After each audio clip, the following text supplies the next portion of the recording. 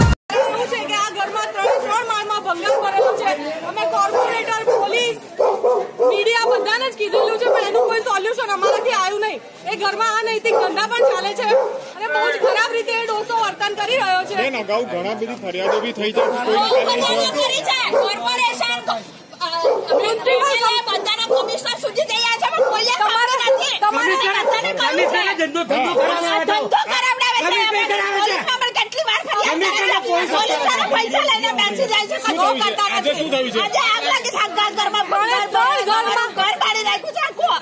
કેટલું નુકસાન થયું? આજુબાજુ ઘણું બધું નુકસાન થયું છે। ઘરમાં જઈશું તો ખ્યાલ આવશે કે એક્ઝેક્ટ શું છે। મકાન માલિક આવતો નથી, પોલીસ અમને બોલવા પણ નથી દેતી।